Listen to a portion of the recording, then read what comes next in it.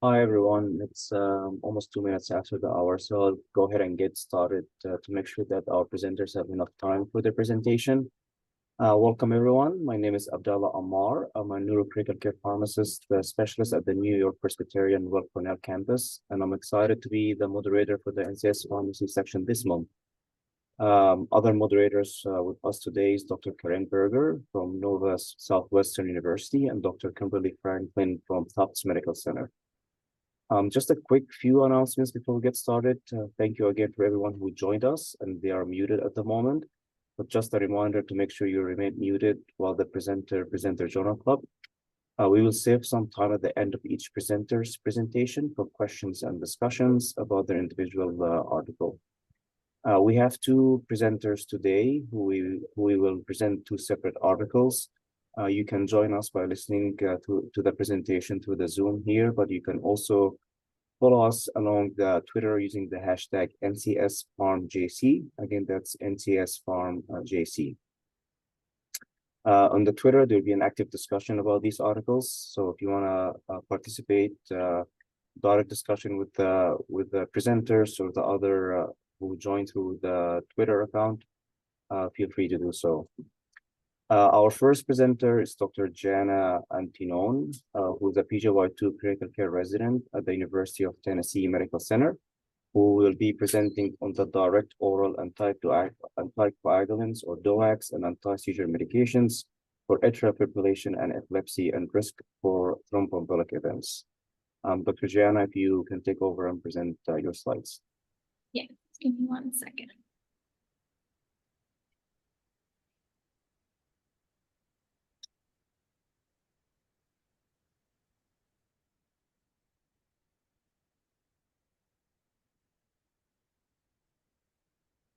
Thank you for that introduction. So like you said, my name is Gianna, and I'm going to be presenting on direct-acting oral anticoagulants and anti-seizure medications for atrial fibrillation and epilepsy and the risk of thrombotic events. So before we get started, I just wanted to include an abbreviation slide for completion's sake, since I will be using some abbreviations throughout this presentation. So this is easy to refer back to if you had any questions. So getting into some background of the topic, more than 70 million people worldwide have a diagnosis of epilepsy. Atrial fibrillation is also the most common arrhythmia, affecting approximately 2.7 million Americans. So the idea of this study was to look at the drug interaction between direct oral anticoagulants and enzyme-inducing anti-seizure medications, which have been shown to lead to a possible increased risk of thrombotic events. And in the United States, we commonly use non-enzyme inducing anti-seizure medications, have kind of where our practice has evolved to. However, in middle and low income countries, enzyme-inducing anti-seizure medications really do remain the standard of care for the treatment of epilepsy. Expanding more on that interaction, it's all through our CYP P450 system. So as you can see, dabigatran is not metabolized through the CYP system. However, rivaroxaban, apixaban, and endoxiban are all metabolized through the CYP3A4. And then with our anti-seizure medications, we have some different medications that can also interact with that P450 system. So we have inducers and inhibitors. So here are inducers: phenytoin, topiramate, oxcarbamazepine, felbamate, carbamazepine, and primidone. And as inducers, these can cause subtherapeutic drug concentrations, potentially leading to more clotting in these patients. And our inhibitors, like valproate, topiramate, and oxcarbamazepine, can cause supratherapeutic concentrations, which can lead to more bleeding. There has been some background literature specifically on animal models that have looked at the different concentrations when these agents are used together, and there's been really varying results of whether the enzyme-inducing anti-seizure medication does affect the levels of the DOAC or not. So here I included one study that was a retrospective cohort study that looked at the risk of subtherapeutic concentrations with DOACs when used with enzyme-inducing anti-seizure medications. So this had 307 patients, and again, they compared the peak plasma concentrations. And when the apixaban was combined with the enzyme-inducing anti-seizure medication, the peak concentration was significantly lower. And just for reference, a 5 milligram twice daily apixaban dose usually results in a peak concentration of 91 to 321 nanograms per milliliter. So you can see that that enzyme-inducing one is closer to that lower end of that therapeutic range. And at hospitals, at least at my hospital here at the University of Tennessee, we commonly don't do peak plasma concentrations, but I just wanted to include that for your reference just to get an idea of what a normal level would be. So that brings us into our research question and what the designers of this study were wanting to look at. So their main question was, does the co-administration of enzyme-inducing anti-seizure medications lead to an increased risk of patients having thrombotic events? Expanding on our study design, it was a retrospective cohort study done in the United States at the University of Pennsylvania. They included an active comparator group to try and limit the bias with it being a retrospective study. So the active comparator group included patients who were adults aged greater than or equal to 18, had to have a diagnosis of epilepsy and atrial fibrillation, and an exposure to a direct oral anticoagulant with a non-enzyme inducing anti-seizure medication, since our exposure group were the ones that were on that enzyme-inducing anti-seizure medication. And they also did propensity score matching just to try and match patients as closely as possible to, again, try and limit bias based on baseline characteristics. Here I mentioned we had an exposed and a referent group. So here I wanted to include a slide listing what they included as enzyme-inducing and non-enzyme-inducing. I do want to mention that there are some other agents that can be considered enzyme-inducing anti-seizure medications. However, this is solely what they used whenever they were doing the retrospective study. So these were the only agents they looked at. So in the exposed group, as I mentioned, they were on an enzyme-inducing anti-seizure medication as listed here, plus a direct oral anticoagulant. And the referent group, or the active comparator group, was on a non-enzyme-inducing anti-seizure medication plus a direct oral anticoagulant. Here, I think this gives a really good depiction of kind of what the study looked like. So there was a baseline period of 3 months prior where patients were on either an enzyme-inducing anti-seizure medication or non-enzyme-inducing seizure medication.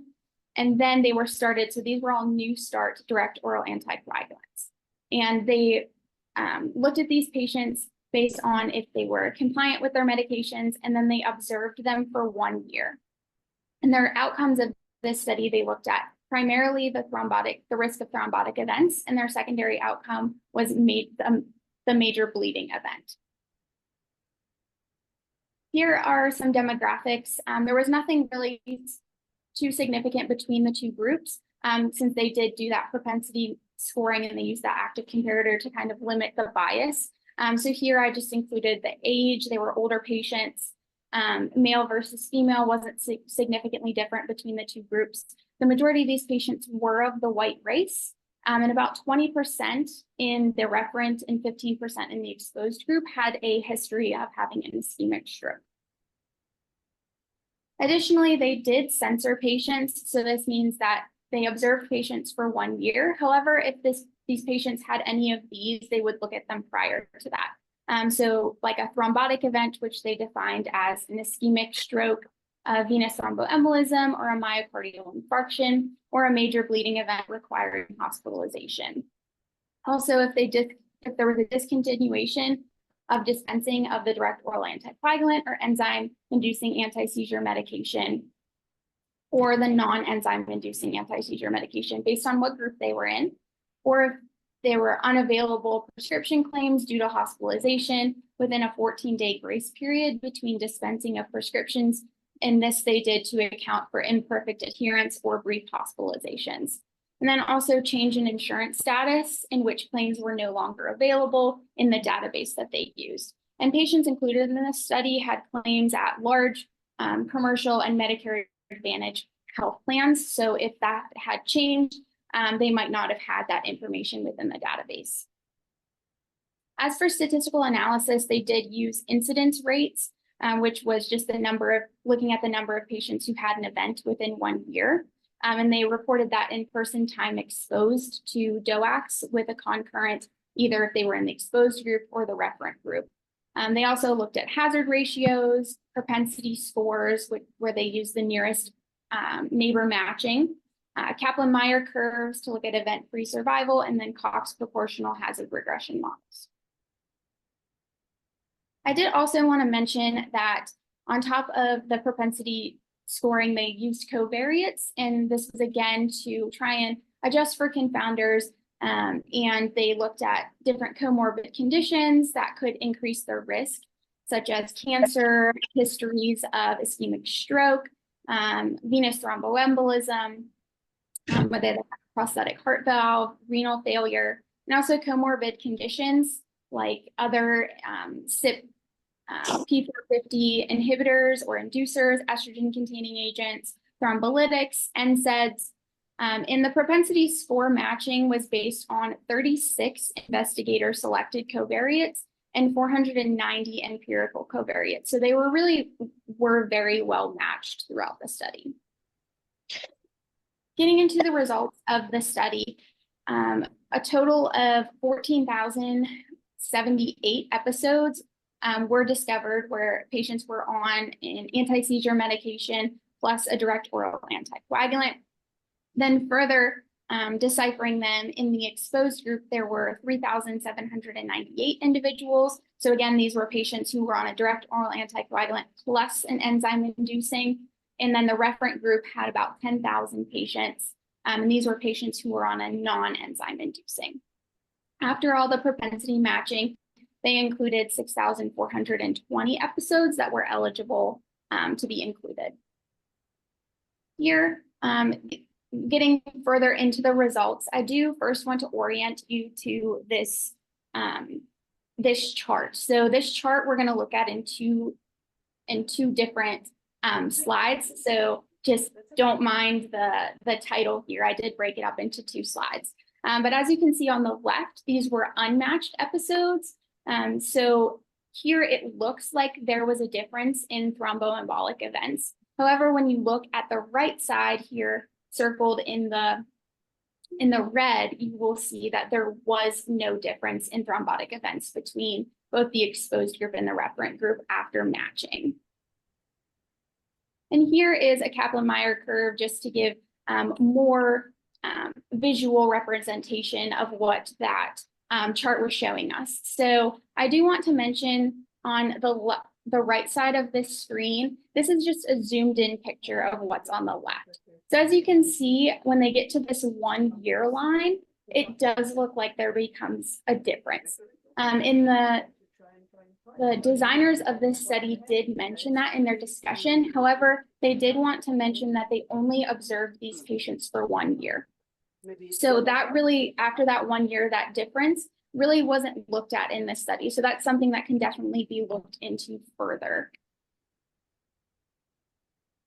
And then here is the other half of that chart looking at the major bleeding events. So again, here on the left, there is the unmatched group, and then on the right, there is the matched group. However, there was a significant difference here in patients in the exposed group having less bleeding than the referent group.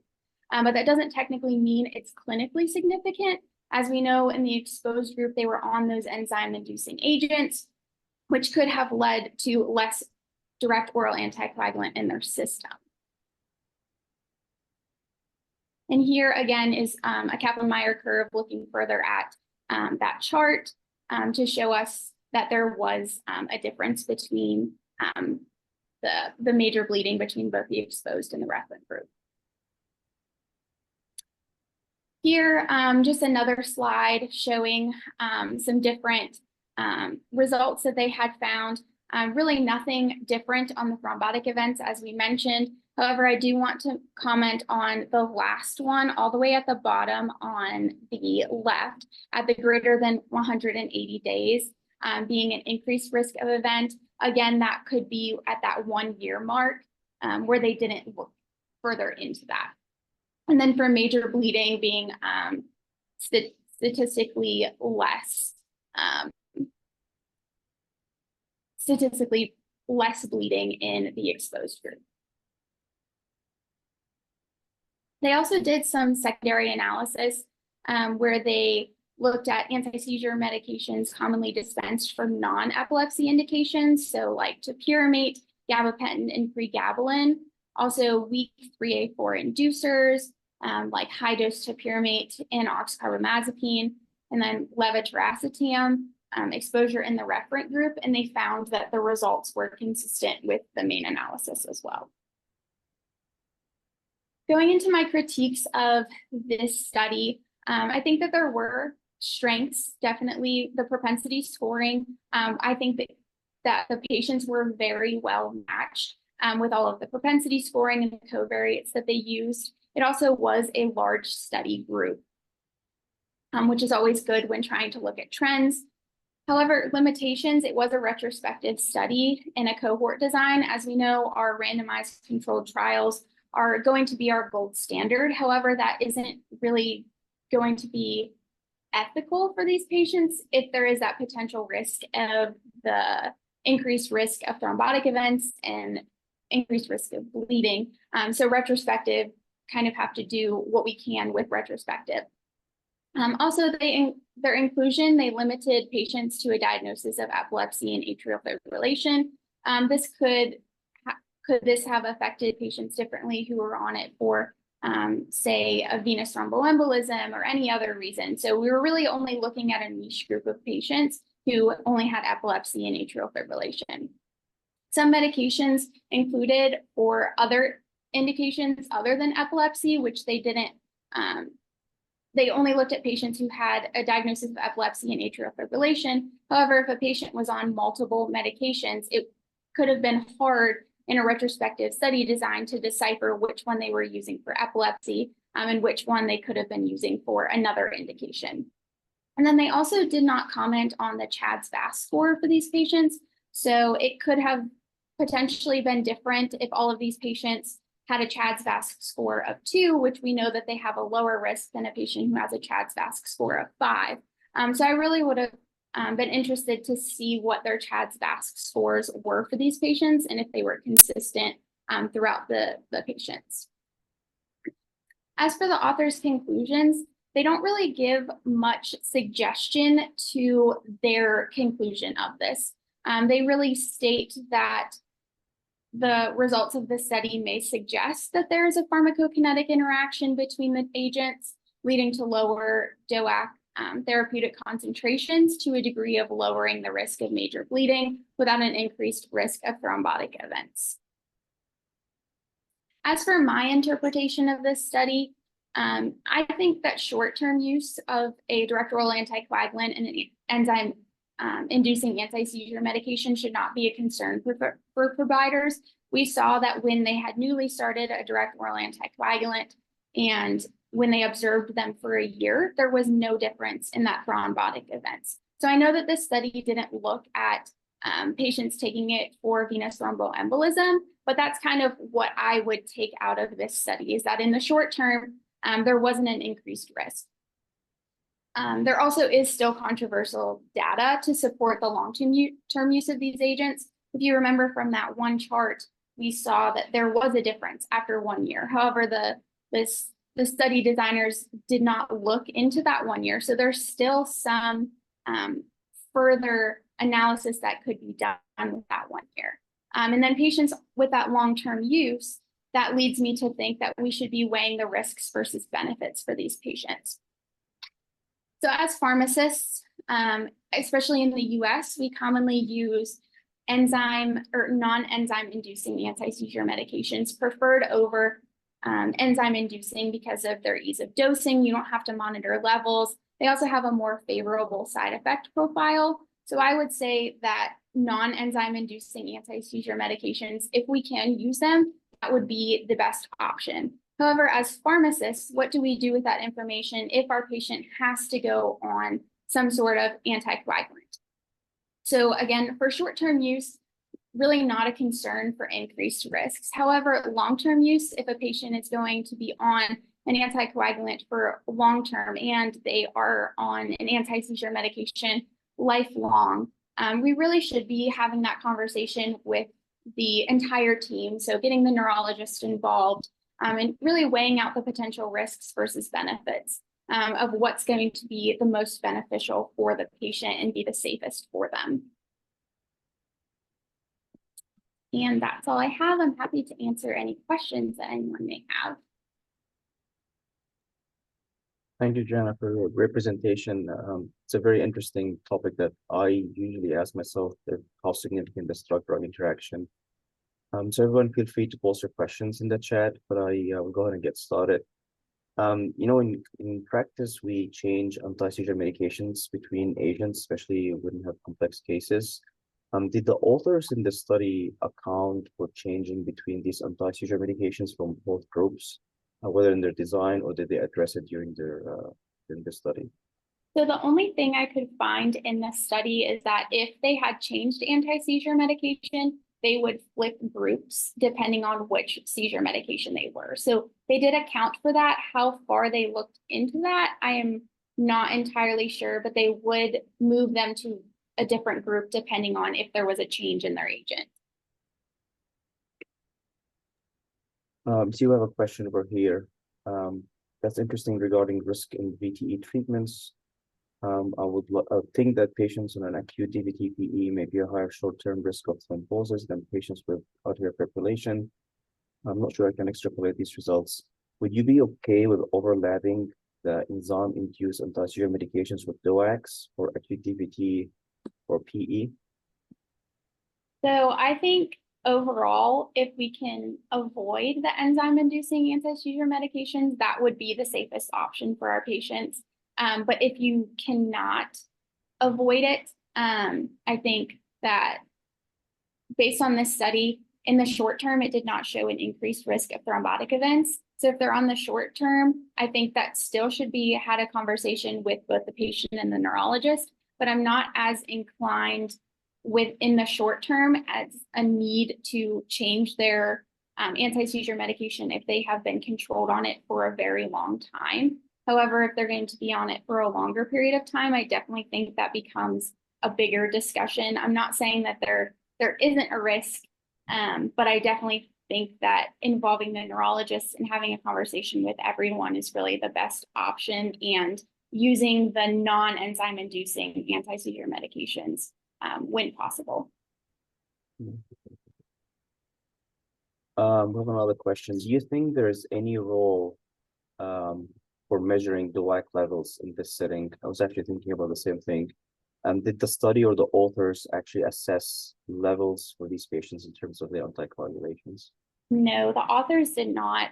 I don't think that it's very commonly done, and it's not something like, as a pharmacist, if someone got a DOAC peak concentration, I'm not sure I would know what to do with it, just because I haven't done that, and that's not commonly done in practice. So at this point, I don't believe that there is, but maybe in a long-term patient, that might be, the neurologist is very insistent that they have to stay on their anti-seizure medication. That might be a conversation to have, but in a routine patient population, I don't see a need for it at this moment.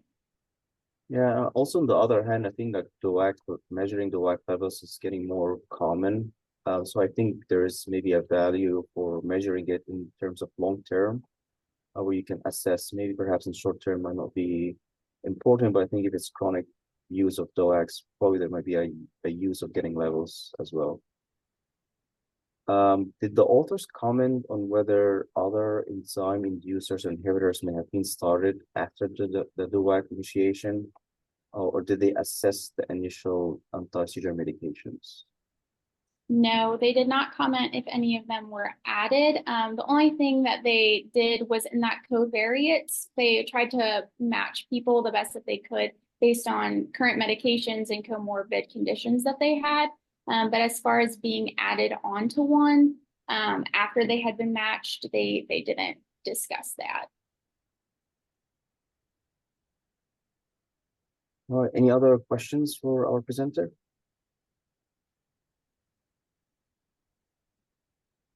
All right, so thank you again for your presenting this important study. I think it helps us to answer a lot of questions that we always ask with drug-drug interactions. So perhaps we need more studies in the future, but I think it's a good start for the specific topic.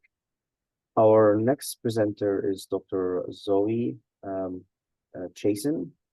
Dr.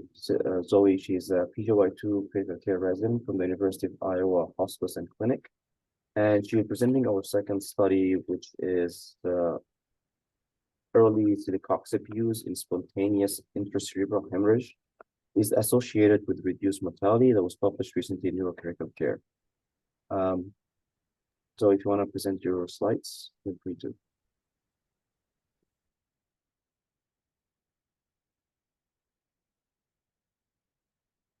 Okay. Can you all see my slides okay? Okay, perfect. Yes. Thank you for that introduction. Like he said, my name is Zoe Chasen, and I'm the current PGY2 critical care pharmacy resident at the University of Iowa Healthcare. And the article I'll be reviewing today is titled Early Celecoxib Use in Spontaneous Intracerebral Hemorrhage is Associated with Reduced Mortality. So the objectives of today's presentation are to review intracerebral hemorrhage, or ICH, epidemiology, pathophysiology, and management, to describe the current role of neuroprotective anti-inflammatory agents in the treatment of ICH, and evaluate primary literature regarding the role of celecoxib and ibuprofen in spontaneous intracerebral hemorrhage, or SICH. So first off, we're going to start with a little bit of background on both intracerebral hemorrhage and then the role of anti-inflammatory agents such as COX inhibitors in this disease state. So looking at hemorrhagic stroke overall, we know that there are both ischemic and hemorrhagic strokes. While ischemic stroke is going to be our most common type of stroke, hemorrhagic strokes still account for 10 to 15% of all strokes. It does have the highest mortality rate of any type of stroke at 50%. And for our patients that do go on to survive their initial stroke, there is significant morbidity associated with it. Overall, hemorrhagic stroke, like all strokes, is a medical emergency and must be promptly evaluated and treated to provide the best possible outcomes for our patients. Looking at ICH more specifically, it is the most common type of hemorrhagic stroke and accounts for 85% of hemorrhagic strokes overall. It's simply defined as bleeding within the brain tissue, and we can see a collection of blood there on the CT scan of a brain that represents where the ICH has occurred. ICH can further be divided into two subclasses based on etiology, so either primary or spontaneous intracerebral hemorrhage or secondary intracerebral hemorrhage. Primary is going to be our most common type and will also be what we're focusing on today, but it is due to a cause other than some sort of structural malformation or abnormality. The most common cause of primary or spontaneous intracerebral hemorrhage is going to be hypertension. For secondary intracerebral hemorrhage, this is due to some underlying structural pathology or abnormality, which could be from different things such as vascular lesions, malformations, or malignancies. Talking about spontaneous intracerebral hemorrhage pathophysiology, we have this initial hemorrhage in the brain. With this, there's hematoma expansion and further damage caused due to tissue disruption, mass effect and intracranial pressure increases, thrombin, erythrocyte lysis, and overall, this all leads to a breakdown of the blood-brain barrier, edema, and ultimately neuronal damage. We also have overall inflammatory reactions which further contributes to this damage. In spontaneous intracerebral hemorrhage, it's really this release of inflammatory markers that leads to perihematomal edema, secondary injury, and worse outcomes, which can include seizures, ventilator dependence, neurologic dysfunction, and death. Overall, some of the most well-defined risk factors for these poor patient outcomes includes hemorrhage volume and edema. Looking at the management of spontaneous intracerebral hemorrhage, overall, as I mentioned before, it is a medical emergency. So if you suspect a patient may have one, you want to make sure that you have an adequate airway and obtain one if a patient is unable to protect their airway. And you also want to get imaging to rule in or rule out spontaneous intracerebral hemorrhage. This is most commonly done with a non-contrast head CT. After, there are some general treatment principles, which can include getting a brief medical and medication history, obtaining blood pressure control to further prevent any spread or growth of the hematoma. And this is most commonly a target of less than 140 to less than 180 systolic blood pressure. You also want to obtain hemostasis, which may involve reversing anticoagulation or giving specific blood products. And finally, considering surgery or extraventricular drains. And if your center is not capable of this, it's important to transfer to a center that is. With this, we can see there's really an area that is not discussed on our pathophysiology overall that is potentially an area of interest to further promote better outcomes. And it's really looking at that inflammatory reaction. A lot of the other areas of this pathophysiology are currently targeted with the existing treatment. This is one that we don't really have addressed in most treatment algorithms, and it's going to be what we're focusing on today. So it's the use of neuroprotective anti-inflammatory agents. Looking at celecoxib as a whole, the bulk of the medication we'll be talking about is celecoxib today, but we'll also be talking a little bit about ibuprofen. Celecoxib specifically is a COX-2 selective NSAID. It's theorized that the COX-2 overexpression in spontaneous intracerebral hemorrhage is essentially an overexpression of the COX-2 that neurons and astrocytes express at baseline. This overexpression promotes synthesis of prostaglandins, creates a pro-inflammatory response with free radical formation and glutamate release, causing worsened outcomes, edema, and ischemia. Since COX-2 is a selective NSAID, like all NSAIDs, it will block that COX-2 pathway, preventing that inflammation and inflammatory response. Other NSAIDs that are not selective, such as ibuprofen, will still block that COX-2 pathway, but will also block COX-1. Overall, celecoxib and other NSAIDs are hypothesized to then reduce perihematomal edema and promote neuroprotection through the anti-inflammatory effects. Next, I wanted to briefly review a couple of the studies that are currently out there regarding the use of NSAIDs in this population. As you can see, there's not a whole lot of literature available, but I did want to highlight these 3 studies, which are the bulk of the literature. The first study was done in 2009 by Park and colleagues and looked at 34 patients admitted within 48 hours after onset of primary ICH. They looked at an intervention of celecoxib 400 milligrams per day for at least 7 days versus placebo. Their outcome found that celecoxib significantly reduced volume of edema with no difference in adverse events at 7 days.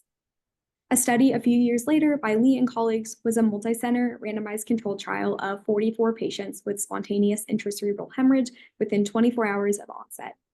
They looked at celecoxib at a different dose of 400 milligrams twice daily for a different duration, 14 days versus standard of care.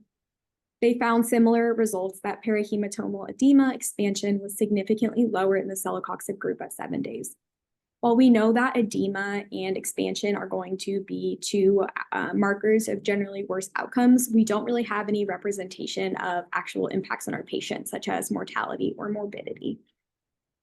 And then looking at a little bit different population and intervention, a study by Ironside more recently looked at 589 adult ICU patients with primary ICH. They compared patients with ICH that had prior to admission daily COX inhibitor use within 7 days versus patients that did not have that daily COX inhibitor use.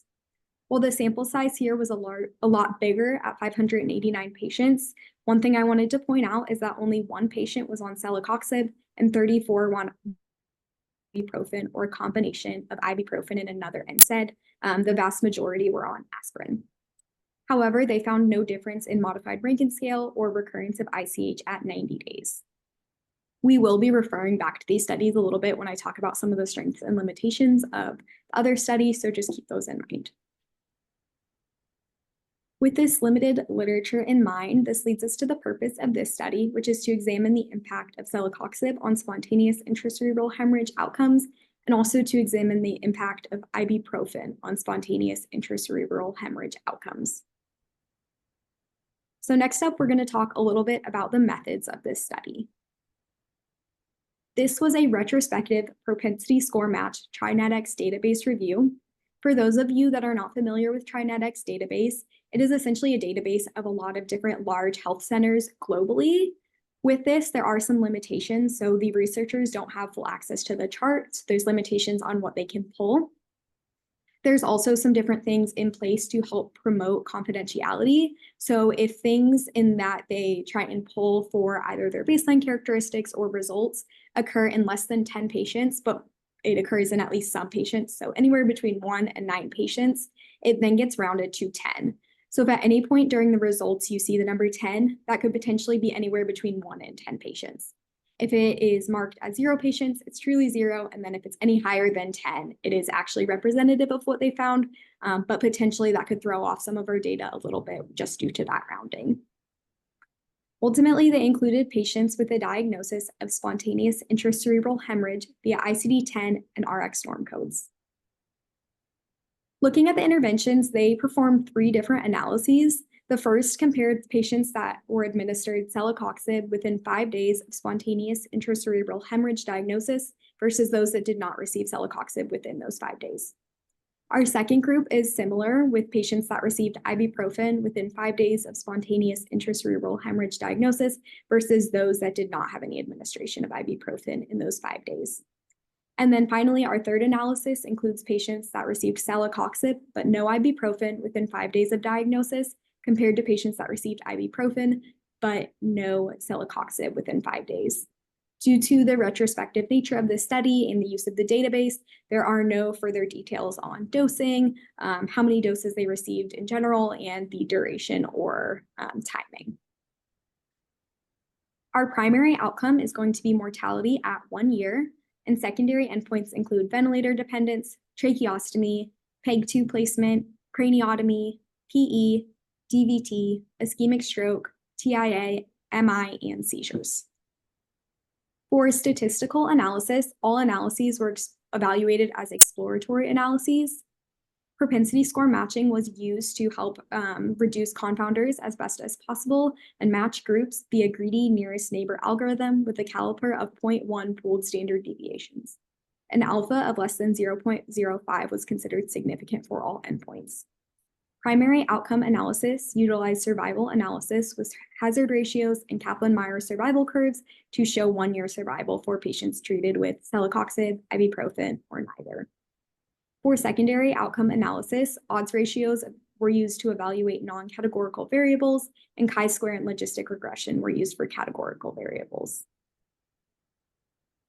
So as we move into the results section of this journal club, we'll be looking at each different analysis individually. So to start off, we're just going to be talking about those patients that received celecoxib within 5 days of diagnosis versus those that did not receive any celecoxib.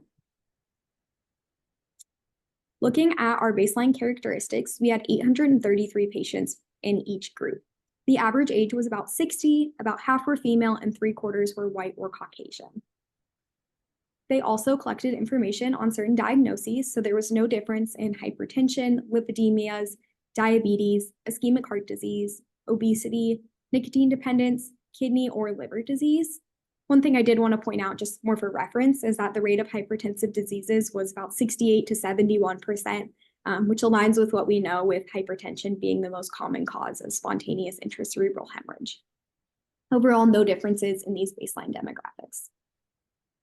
They also collected information on different procedures and medications that may have occurred. So there was no difference in receipt of aspirin, warfarin, clopidogrel, apixaban, rivaroxaban, ticagrelor, dipyramidal, prasugrel, ticlopidine, and intubation. Looking at our primary endpoint of mortality at 1 year, we have this Kaplan-Meier curve with the x-axis time in days, and the y-axis is probability of survival at the time points. The red line represents patients that received celecoxib, and blue is for patients that did not receive celecoxib. We have a mortality at 1 year of 13.33% for patients receiving celecoxib and 17.77% for those that did not receive celecoxib. This has a hazard ratio of 0.74 and was statistically significant in favor of patients receiving celecoxib. You can really see the farther out there you get, the lines really split even more on that Kaplan-Meier curve. Looking at our secondary endpoints, there were no statistically significant differences between any of these, including ventilator dependence, tracheostomy, PEG tube placement, craniotomy, PE, DVT, ischemic stroke, TIA, MI, and seizures. We did see a slight trend towards higher rates of tracheostomy in celecoxib group and MI in the no celecoxib group, but overall none of these were statistically significantly different. So next we'll move into our second group, which is the patients that received ibuprofen within 5 days of administration or of diagnosis and patients that did not receive ibuprofen. Our sample size here is even larger at 4,668 patients per group. Average age is a little bit younger at 51, and about 43% were female. 65% were white or Caucasian, and we have no differences in baseline characteristics here. Looking at our diagnoses, again, we have no statistically significant differences between any of these, and we do have a pretty high rate of hypertensive diseases at about 57 to 58%. Looking at our procedures and medications, we do have a trend towards higher rates of clopidogrel use in the ibuprofen group, but this is not statistically significant. But what we do see is a higher rate of ticlopidine use in the no ibuprofen group. Ticlopidine, for those that are not familiar with it, is a P2Y12 inhibitor that is no longer on the market in the United States. The big thing I wanted to point out here is that we see that 0 patients had an ibuprofen group, which is going to be truly representative of how many actually received it, but we do see the number 10 for the no ibuprofen group. So again, this could truly be 10 patients, or it could be anywhere between 1 and 9 due to rounding. So while we don't know for sure that it's statistically significant, we should treat it as such. Looking at our primary endpoint, the red line again represents the patients that received ibuprofen, and the blue line represents patients that did not receive ibuprofen. We see a mortality at 1 year of 17.07% for our ibuprofen group versus 18.1% for our no ibuprofen group. This has a hazard ratio of 0.926 and is not statistically significantly different. We can see those lines are a lot closer together on our Kaplan-Meier curve. Looking at our secondary endpoints, we do see 2 differences here with higher rates of tracheostomy and PEG tube placement in the patients that received ibuprofen. Other than those secondary endpoints, there were no statistically significant differences. So finally, we will move into our last group, which is patients that received celecoxib and no doses of ibuprofen within 5 days of ICH diagnosis versus those that received ibuprofen and no doses of celecoxib within 5 days. So our sample size here is 772 patients per group, average age about 63, again, half are female and about 60 to 61% are white. For our diagnoses here, again, all of these baseline characteristics are similar between groups, but one thing I thought was just really interesting more than anything is that the rate of hypertensive diseases is only about 43 to 45% in this patient subset. Looking at our procedures and medications, we do see 2 differences here with higher rates of ticagrelor use in the celecoxib group and prasugrel use in the ibuprofen group. Again, due to rounding, these may not potentially actually be statistically or clinically significant, but it is something to consider, and we should treat it as being different between groups. Looking at the primary endpoint, the red line represents our patients that received celecoxib, and our blue line represents patients that received ibuprofen. We see a mortality at 1 year of 14.25% for our patients receiving celecoxib and 20.47% for patients receiving ibuprofen with a hazard ratio of 0.64. This is statistically significantly different, and we can see those lines on the Kaplan-Meier curve are even more spread out than the 2 previous ones. Looking at our secondary endpoints, there are no statistically significant differences here between groups.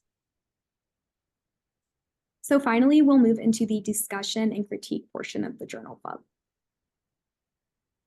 The authors ultimately concluded that early celecoxib use after spontaneous intracerebral hemorrhage is associated with decreased mortality at 1 year, and the use of celecoxib in this population does not result in significant increases in adverse events. As far as relevance to practice, I think one of the things to note here is that this really is the largest study to date evaluating NSAID use in spontaneous intracerebral hemorrhage population, but there is ultimately a need for future prospective studies to further support and implement the use of celecoxib after spontaneous intracerebral hemorrhage for some of the reasons we'll discuss on the next slide. So for the critique, we'll start off with the strengths, and I think, as I alluded to before, the large sample size is a huge strength of this study. Ultimately, we saw patients anywhere from 700 to thousands, whereas a lot of the previous studies were in, only a sample size of 30 or 40 total. Even that larger study, we looked at the third of the three I presented, had about 500 patients, but again, only 35 of them would have qualified for this study. Additionally, I think the propensity matching to get baseline characteristics well matched between groups was overall a strength. We did see potentially some differences between groups, but again, these could potentially be due to rounding. And overall, I think despite that, they were overall pretty well matched.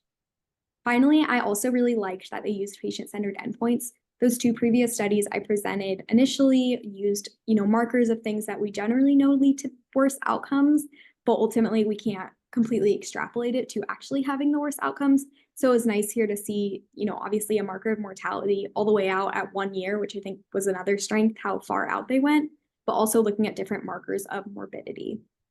As far as weaknesses, I think the retrospective nature is definitely a huge weakness.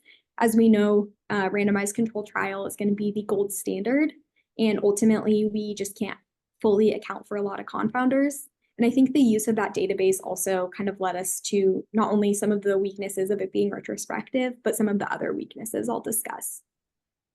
I think probably the biggest weakness in terms of our ability to actually apply this to clinical practice is that we don't know the dosing, duration, and timing of treatment. And the authors did address this, saying that they had no idea, they were unable to pull this due to the nature of the database. So we really don't know how aggressively we need to dose it, how long it needs to be continued for. And then as far as timing of treatment, they just, it's only known that it's within those 5 days of diagnosis, but we don't know how soon after it is safe or effective to start using it. Even the two previous studies I presented earlier both had different dosing and duration. So I think that's definitely something that is a weakness for our ability to actually change our practice. Another weakness is that there's no baseline characteristics of prior to admission NSAID use. We see, with it being retrospective, we see that it was implemented, but we don't really have any idea why. Potentially, this could have been implemented and used in a lot of patients if it was a home med, but it could have also been used for the anti-inflammatory properties. So I think that would have been nice to have that baseline characteristic to potentially see, give us a better idea of why it may have been started. The third study I initially presented, gives me a little bit of a better feeling that potentially it's not going to affect the outcomes of the patients too much if they did use it prior to admission, but ultimately it is still a limitation. I think one of the other really big limitations here is that there's no baseline severity of ICH reported. Again, this was a limitation of the database, but it would have been really nice to have a GCS score, ICH, hematoma volume, or something.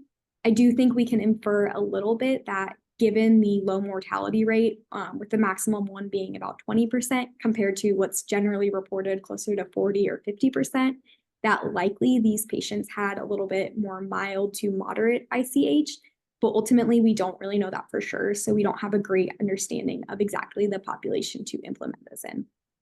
And finally, again, while I did appreciate the endpoints in general, I think one thing that could have strengthened it further was including functional outcomes, such as modified Rankin scale or discharge disposition. But overall, I think that was probably the only endpoint that I really would have liked to see that they didn't have. So finally, my takeaway points for this study, I think celecoxib could be an emerging adjunct therapy for likely mild to moderate spontaneous intracerebral hemorrhage, but ultimately further studies are really needed to make significant practice changes, as right now I don't really have a great idea on what dosing strategy to use, how long to use it for, and how soon after the stroke to implement it. And additionally, getting a better idea of the patient population will allow us to further make significant practice changes, but likely it will be in that more mild to moderate group, at least with the information we have now. One thing that I do see is on the horizon is a study recruiting at National Taiwan University Hospital, which is looking at initiating celecoxib 200 milligrams per day within 6 hours after ICH for 21 days. So a little bit different dosing and duration as some of the previous studies. But I think ultimately, if that study has similar results to this study, it could be potentially making me actually be closer to changing my practice with this. So with that, I am happy to answer whatever questions you all may have. Thank you so much, Zoe, for your presentation. It's a very interesting topic, and hopefully we can see more in this area. Everyone feel free to post your questions in the chat section of the Zoom, and don't forget that you can continue the discussion on Twitter or X using the hashtag NCSPharmJC. I'll go ahead and get started. I'm actually also curious about the ibuprofen portion. Did the authors discuss or explain why there was an increased risk of PEG tube placements or tracheostomies in that specific cohort? They didn't really address it in this study. I didn't necessarily see any reasons that made a whole lot, seemed very clear of why potentially that did occur. It kind of made sense to me that likely if you were getting a tracheostomy that you might be getting a PEG tube along with it. So I don't think it was too surprising to see like that both of them were increased, but they didn't really talk about the mechanism between like why that may have happened for either or both of them. And then the other question I had is the choice of the duration on the initiation within 5 days. The previous studies were like, I think around 48 hours, correct? So is there a rationale why they chose that time frame, or is it because it's a retrospective design of the study that they chose that time frame? Did they discuss any information about that in the study or the supplementary appendix? They did not describe that either. It would, to me, based on just the pathophysiology of spontaneous intracerebral hemorrhage, make sense to start it a little bit earlier than that, like those other studies did and that upcoming one did. So it would be interesting to see how they landed on 5 days. I'm not sure, again, if that's potentially a limitation with the database, that maybe they couldn't pull like a more narrow time frame than that, but potentially that could be it. But I would think that likely starting it earlier would give us potentially more of an effect of it, but they didn't really comment on it. All right, any other questions for Zoe? I guess one last question. Do you feel like if initiation of celecoxib at the moment would be appropriate, or you feel like it needs some more extensive data, especially that this study had large number of patients that were included in the study? Yeah, I probably won't start, recommending it for any of my patients just because first of all, I don't really know how to, again, dose it, how soon after we should start it. I think if we have a patient maybe a few days out, like within 5 days, who's really adamant about wanting their home celecoxib restarted, I might be a little bit, I'm not going to be super resistant about starting it as I feel like it's likely safe. I just don't think I have enough information now to use this widespread in every patient. But if they do want to start it for whatever reason, I'm not going to hesitate, really. I think it would likely be okay and safe to do so. Yeah, I agree with you. I think the current data support reinitiation of home medication, or if they need to use celecoxib for any reason after an ICH, still be appropriate. All right, I don't see any other questions for our both presenters. I would like to thank everyone for attending today, and thanking both our presenters, Dr. Jan and Dr. Zoe, for their presentations. And hopefully we can see everyone next month in the next iteration of the NCS Pharmacy Journal Club. Thank you, everyone.